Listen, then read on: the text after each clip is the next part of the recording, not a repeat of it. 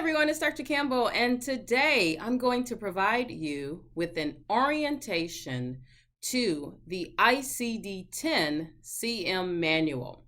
Now, you'll notice that the version that I have mentions that it's for hospitals, but this version does contain ICD-10 CM codes. This particular version in a certain part of the manual has some information that's important for hospital coders, but the codes themselves are the same.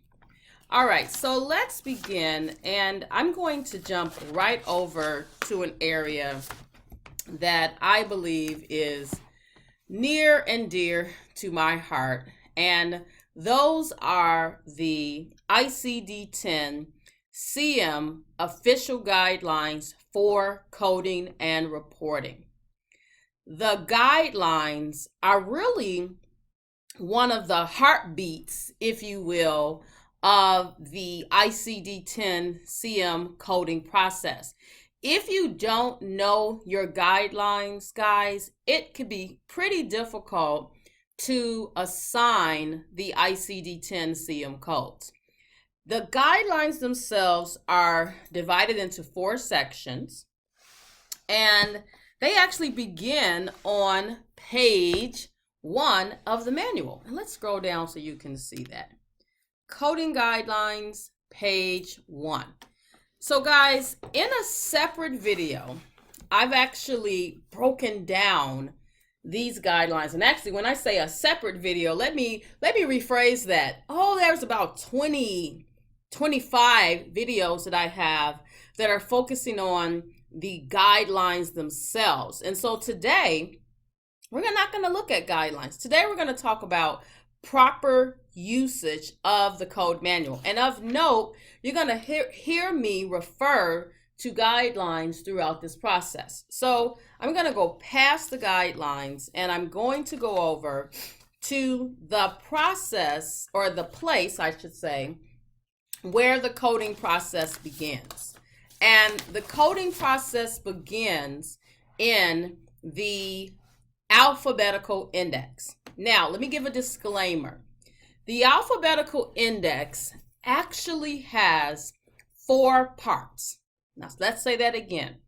The coding process for ICD-10 CM, once you figured out what diagnoses you're going to code, the process begins in the index. In ICD-10 CM, the index is divided into 4 parts. First is your index to diseases and injuries. This portion is divided into alphabetical order, starting with A and goes all the way over to Z.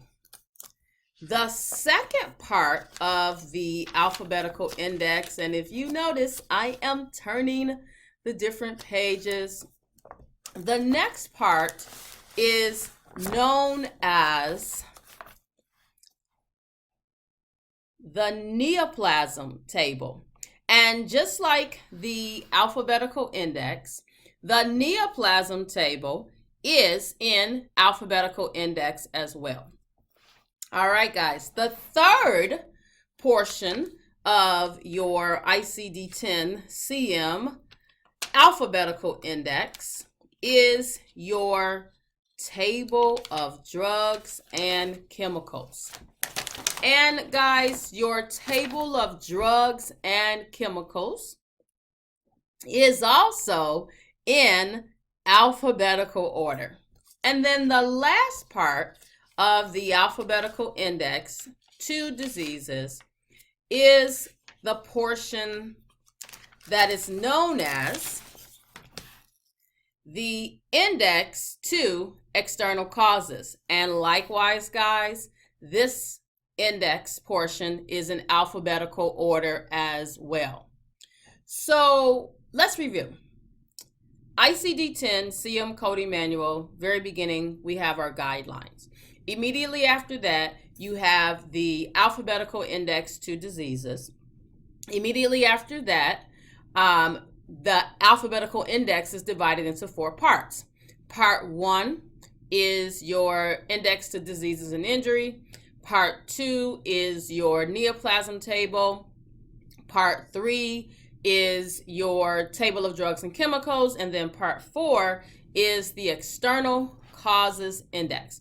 That's the alphabetical index. Now, once the alphabetical index gives us a code per guidelines, we are to verify the code in what is known as the tabular list. In ICD-10 CM, there are 21 chapters in the tabular list. And let's turn our manual sideways. And if you turn yours sideways, you'll see exactly what I'm talking about. So there are 21 chapters. The very first one is infectious and parasitic diseases. And as you start to turn, I want you to notice how the colors change. Then we have neoplasms. And after neoplasms, a very, very tiny section, diseases of the blood and blood-forming organs, followed by Chapter 4, endocrine, nutritional, metabolic disorder, neuro, developmental disorders, mental, behavioral, that's Chapter 5. Chapter 6, diseases of the nervous system. Chapter 7, eye and adnexa. Chapter 8, diseases of the ear and mastoid process. Chapter 9, the circulatory system. Chapter 10, our respiratory system. Chapter 11, the digestive system. Chapter 12, skin and subcutaneous tissue. Notice the colors are changing as I'm going from chapter to chapter. The musculoskeletal and connective tissue. After that, we have Chapter 14, which is our genital urinary system. After that, we have pregnancy, childbirth, and the puerperium. After that, 16 is our perinatal period codes. Chapter 17, congenital malformation, deformation, and chromosomal abnormalities. Chapter 18, signs, symptoms, and abnormal clinical and laboratory findings not elsewhere classifiable. Chapter 19, injury, poisoning, and certain other consequences of external causes.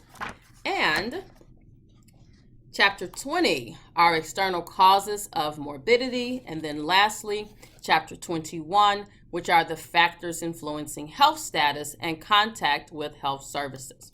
So now that you know, and let's this quick review.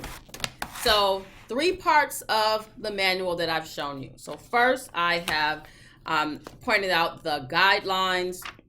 Next, I have pointed out the alphabetical index. I mentioned to you that the alphabetical index was divided into 4 parts.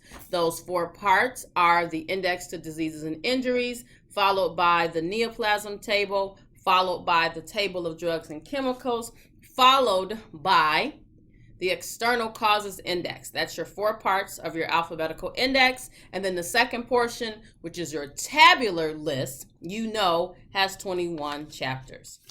So guys, I want to start just giving you some pointers for using the manual. So it doesn't matter what coding system you are using, there is a process that you must execute 100% of the time.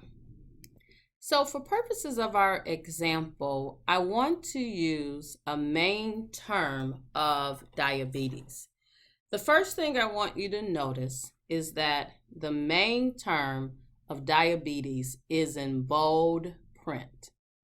Directly behind diabetes, you see a term in parentheses that is known as a non-essential modifier that does not impact your code assignment.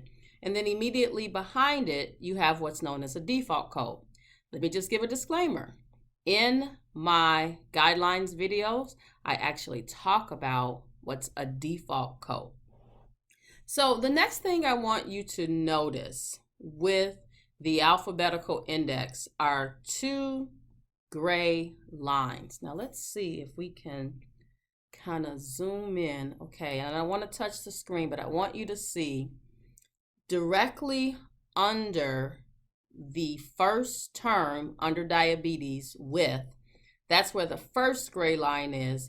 And then going through the word that starts with an A, amyotrophy, that's the second gray line. These gray lines are important.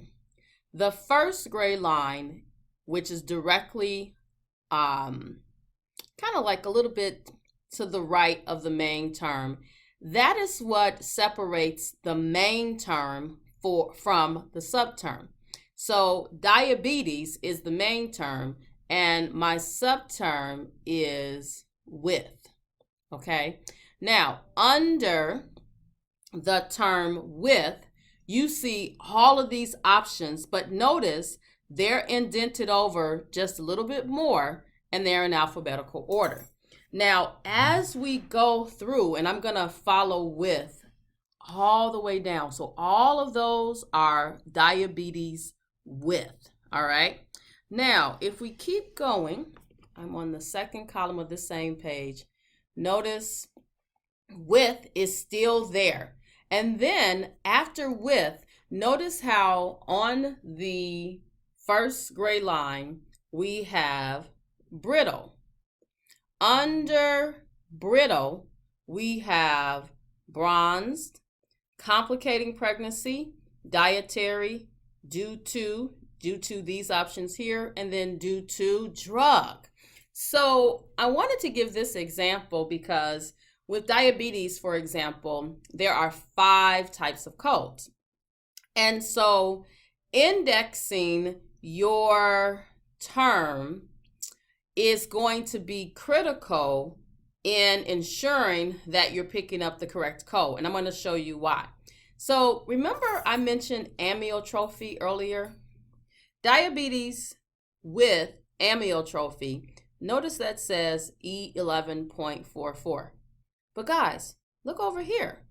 Due to drug or chemical with amyotrophy, notice how that code is actually different than this code. So one key rule to remember is that as you capture your main term and then you start to look through your subterms, it's very, very important that you are following this gray line all the way through. Now, something I will tell you that I think is important, especially if this is your first time or first couple of times using the manual, take a look at all of the primary subterm options that are available under a main term just to get familiar. So like we saw that with was our first option, and with is like a W. So you're like, wait a minute, that's with. But then after that, we got to brittle and bronzed and dietary and due to. And if I turn my page, due to continues again. And then look what happens when I get down a little bit further. I have gestational. So here we're following alphabetical order. Oh guys, and let me show you something else. Remember I've been talking about amyotrophy? So I want to show you amyotrophy a third time. So diabetes due to underlying condition with amyotrophy. Now you see a third option, E08.44. So I know you're like, okay, well, how will I know what to index? And it's going to be based upon your documentation. And I'm going to show you another one. Let's just keep this going. So I'm looking at, and let's turn the page all the way over so you can see it. So specified type with amyotrophy, E13.4. I'm still under diabetes, type 1 with amyotrophy, E10.44. And guys, last, diabetes type 2 with amyotrophy. So guys, what are you thinking? You're thinking paying attention to the details is going to be very, very, very important. So after the index gives you a potential code, or let me just give you a rule, you never, ever, ever code from the index because the index doesn't give you the complete code. So let's say we had a patient that was a type 1 diabetic, and let's say they had a foot ulcer. So I'm under diabetes, and let's make sure everybody can see this. I'm under diabetes, type 1, with a foot ulcer, E10.61. The very next step is to verify the code in the tabular list. So that means I'm going to go over, remember these colored pages? I'm going to go over to the endocrine section, and I'm going to find code E10.621.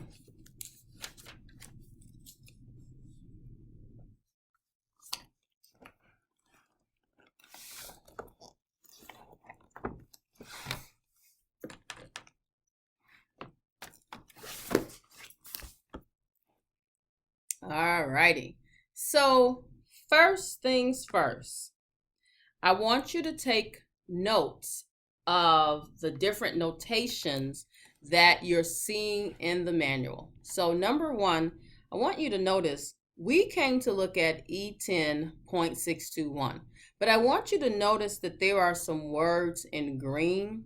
These words are very important. It's because they give each of the codes their own unique characteristic. So for example, E10620 is type 1 diabetes mellitus with diabetic dermatitis.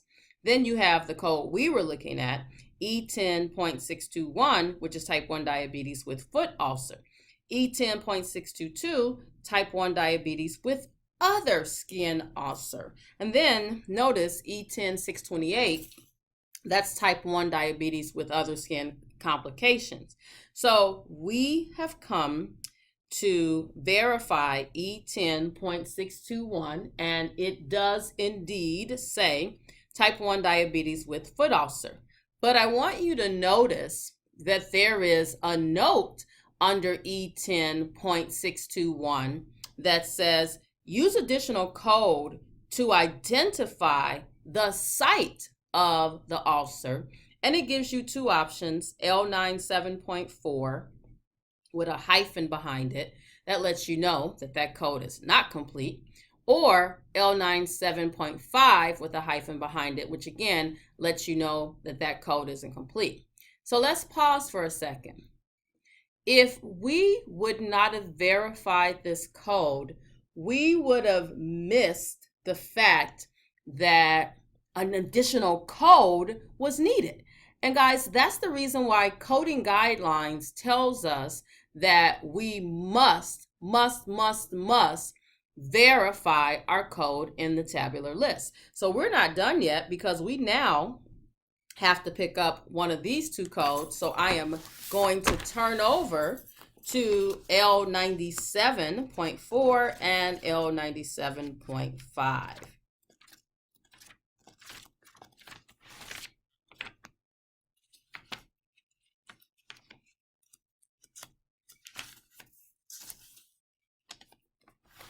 Now, guys, there's a lot of things going on here, and I'm gonna show you L97.4 first. So notice L97.4 is non-pressure chronic ulcer of heel and midfoot. But then I want you to notice that L97.4 says check fifth digit. This, guys, lets you know that L97.4 is actually not a complete code. It requires a fifth digit. So then if you notice, if you go down to L9740, that says check sixth digit. So that lets you know that that code isn't complete. And the reason that you're being given this guidance is because this category is further broken down. And guys, remember the words in green? It's further broken down to classify not only is this the heel and midfoot, not only is this an unspecified heel and midfoot, but we can get as specific as to what's actually going on with this non-pressure chronic ulcer. So you may be asking, well, how am I supposed to know, regarding these words in green, which one applies to my patient?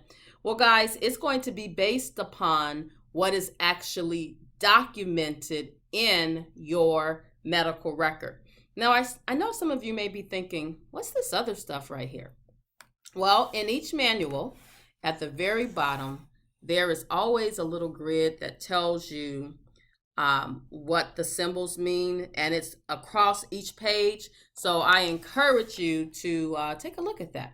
So we were looking at L97.4 and L97.5. So let's turn over. And guys, guess what? L97.4 was not done. Now we have L97, 406, 408, and 409. And guys, notice the words in green again, giving unique characteristics about a non-pressure chronic ulcer. And notice the words, guys, unspecified heel and midfoot. Now, guys, I want you to see something that's important. This is where documentation plays a huge role. Notice the index or the diabetes code just told us L97.4. That's it. We didn't realize that there's a L9740 with a bunch of codes. And guys, look, L9741, this is non-pressure chronic ulcer, but it's the right heel and midfoot. And then guys, same thing. All of these different code options that are divided based upon the words in green. Again, your documentation would support what you would actually pick up. Guys, then we have L97.42 code family, and this is for the left heel. Notice, check 6-digit. It's letting you know that code is not a complete code. And so guys, here again, same thing, all the different options that we can have available, but this is focusing on the left. Now, remember the index told us L97.4 and L97.5? Well, guys, here is L97.5, non-pressure chronic ulcer of other part of the foot. Remember, this was heel and midfoot, and now we're talking about other part of the unspecified foot. And guys, I want to show you a little trick. It's the same setup. First, we have unspecified part of the unspecified foot, and then all the different options that we had before. Remember our words in green. And guys, then I want you to notice we have an option for other part of the right foot, other part of the left foot. And again, the codes are differentiated based upon your documentation in your medical record. So guys, this has been your very brief introduction to actually using the ICD-10 code system, and specifically with a focus on diagnosis coding. As you can see, coding is a process that requires you to follow the same steps each and every time. And if you're going to be taking a national coding exam, you must not only know your guidelines, but you must also know your way around your code manual. All right, guys, thank you so much for listening. Please be sure to subscribe to my channel, and I hope you all have a wonderful day.